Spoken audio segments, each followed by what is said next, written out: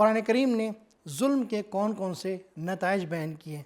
کیا انبیاء کا لائف اسٹائل عام انسانوں کے لائف اسٹائل سے کچھ الگ ہے؟ آئیں جانتے ہیں آج کے ایپیسوڈ میں۔ اعوذ باللہ من الشیطان الرجیم، بسم اللہ الرحمن الرحیم۔ ناظرین السلام علیکم، تفسیر نور کے اس پروگرام میں آپ کو خوش آمدید کہتے ہیں۔ ناظرین، ہم سورہ فرقان کی تفسیر کو سن رہے تھے اور اب تک ہم نے 18 آیتوں کی مکمل تفسیر کو سن لیا ہے۔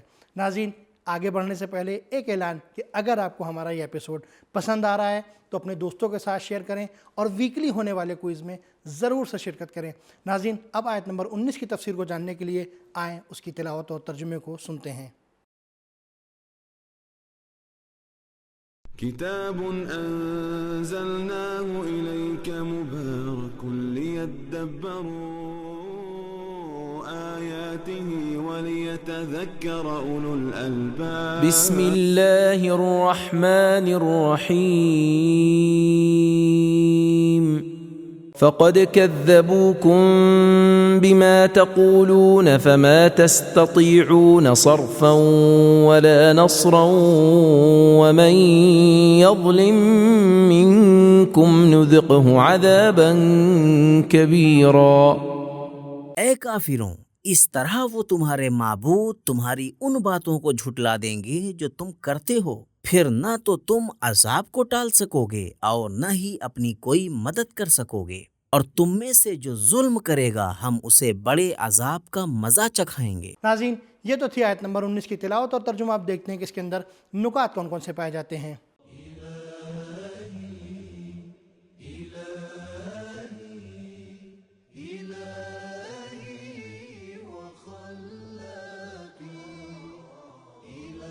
خدا نے قرآن مجید میں ظلم کے کچھ آثار بیان کیے ہیں، جیسے نمبر 1، ناکامی، وَلِلَّهِ لَا يُفْلِحُ الظَّالِمُونَ، سورہ توبہ آیت نمبر 19۔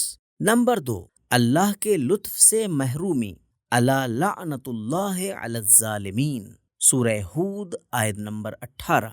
نمبر 3، عذاب، الا ان الظالمون فی عذاب مقیم، سورہ شورى آیت نمبر 45۔ اسی موجودہ آیت نذقہ عذابا کبیرا۔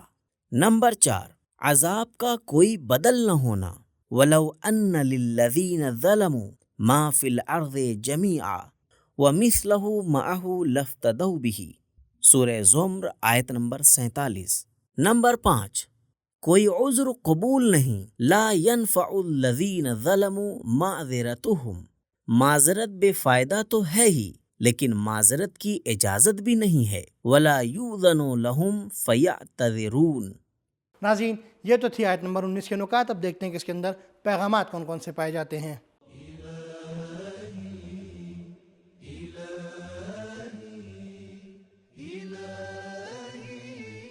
پیغام نمبر 1، تمہارے خیالی خدا اور بت تمہارے دوست بھی نہیں ہیں اور وہ تمہیں ہی خطاکار بتائیں گے اور جھٹلائیں گے۔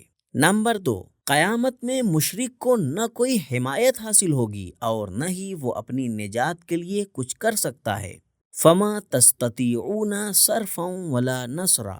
نمبر 3، مشرک ظالم ہے، ومن یظلم کا جملہ ومن یشرک کے ضمن میں ہے۔ ناظرین، یہاں پر ہماری 19 آیتوں کی تفسیر مکمل ہو جاتی ہے اور اب ہم آیت نمبر 20 کی تفسیر کو جاننے کے لیے اس کی تلاوت اور ترجمے کو سنتے ہیں۔ وما أرسلنا قبلك من المرسلين إلا إنهم ليأكلون الطعام ويمشون في الأسواق وجعلنا بعضكم لبعض فتنة أتصبرون وَكَانَ رَبُّكَ بَصِيرًا۔ اے رسول، ہم نے آپ سے پہلے جتنے رسول بھیجے ہیں وہ سب کھانا بھی کھاتے تھے اور بازاروں میں چلتے پھرتے بھی تھے، اور ہم نے تم کو ایک دوسرے کے لیے ذریعہ آزمائش بنایا ہے، کیا تم صبر کرو گے؟ اور آپ کا پروردگار بڑا دیکھنے والا ہے۔ ناظرین، یہ تو تھی آیت نمبر 20 کی تلاوت اور ترجمہ۔ اب دیکھتے ہیں کہ اس کے اندر نکتہ کون سا پایا جاتا ہے۔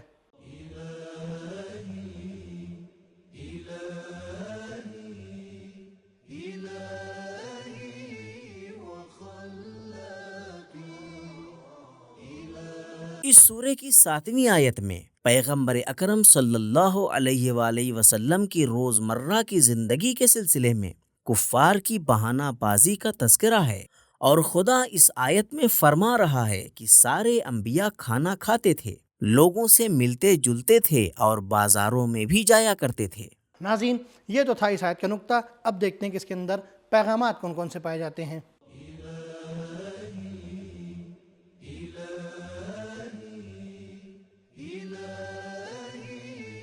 پیغام نمبر 1، انبیاء کو بھیجنا اللہ کے پلان اور اس کی سنت کا حصہ ہے۔ نمبر 2، تاریخ کی جانکاری بہانہ بازوں کے منہ پر تالا بھی لگاتی ہے اور پیغمبر اکرم کی تسلی کا باعث بھی ہے۔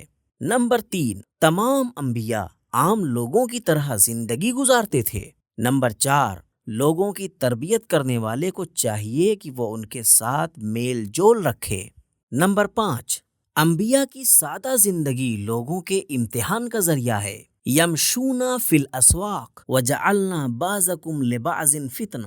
اگر انبیاء کے پاس آرام و آسائش والی زندگی، محل، سونے چاندی وغیرہ ہوتے تو لوگ دنیا طلبی کی وجہ سے ان کے ارد گرد اکٹھا ہو جاتے، اور اس طرح کی پیروی بے ارزش ہے۔ اگر انسان کسی عام انسان کی پیروی کرے تو یہ اہمیت رکھتا ہے۔ نمبر 6، انسانوں کے امتحان کا ایک ذریعہ خود انسان ہیں۔ جعلنا بعضهم لبعض فتنہ، کبھی کسی کو مال دے دیا تاکہ دیکھا جا سکے کہ شکر کرتا ہے، خود سری کسی کو فقیر بنا دیا تاکہ دیکھے کہ صبر کرتا ہے یا امیروں سے حسد کرتا ہے۔ نمبر 7، اللہ کے امتحان میں کامیابی کی کنجی صبر ہے۔ نمبر 8، اللہ کے امتحان کا فلسفہ انسانوں کی تربیت ہے۔ نمبر 9، جب اللہ امتحان لیتا ہے تو اس کے لیے کوئی نئی چیز ظاہر نہیں ہوتی، کیونکہ اسے ہر چیز کا علم ہوتا ہے۔ وَكَانَ رَبُّكَ بَصِيرًا، اس کا امتحان انسان کے اندر موجود خصلتوں کو ظاہر کرنے کے لیے ہوتا ہے، کیونکہ جزا یا سزا انہی خصلتوں کی بنیاد پر ملتی ہے۔ نمبر 10، اس بات کا احساس کہ ہم خدا کی نظروں میں ہیں، اس سے انسان میں صبر پیدا ہوتا ہے۔ اَتَصْبِرُونَ وَكَانَ رَبُّكَ بَصِيرًا۔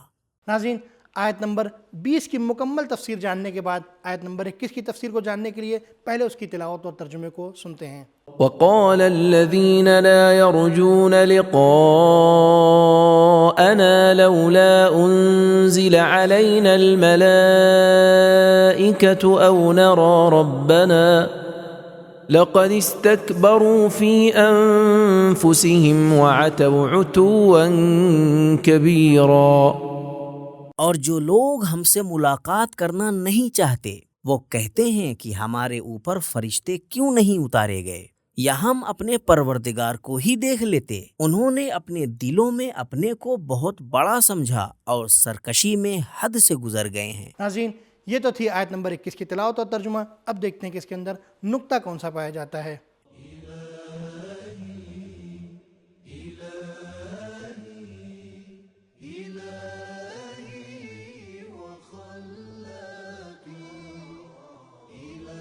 اتو یعنی ظلم کی بدترین قسم۔ تفسیر مجمع البیان۔ قیامت کے دن کو لقاء یعنی ملاقات کا دن کہا جاتا ہے، کیونکہ اس دن غفلت، جہالت اور دوسرے پردے ہٹ جائیں گے اور سارے انسان خدا کی عظمت کا نظارہ کریں گے۔ وَيَعْلَمُونَ أَنَّ اللَّهَ هُوَ الْحَقُّ الْمُبِينُ، سورہ نور آیت نمبر 25۔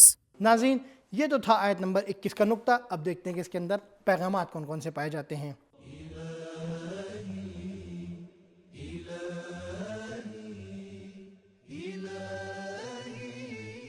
پیغام نمبر 1، معاد کا عقیدہ نہ رکھنا انبیاء کے سامنے بہانہ بازی کا سبب ہے۔ نمبر 2، قیامت کی امید بھی انسان کی اصلاح اور اللہ کی اطاعت کے لیے کافی ہے۔ نمبر 3، قیامت خدا کے لطف یا اس کے قہر سے ملاقات کا دن ہے، لوگ اپنے لیے جیسا انتخاب کریں۔ نمبر 4، کفار بھی فرشتوں کا عقیدہ رکھتے ہیں۔ نمبر 5، مادیت پرست لوگ ہر چیز کو مادی سمجھتے ہیں اور خدا کو بھی آنکھوں سے دیکھنا چاہتے ہیں۔ نمبر 6، انسان کے طغیان اور تکبر کی بنیاد اس کے اندر کی اونچی اڑان ہے۔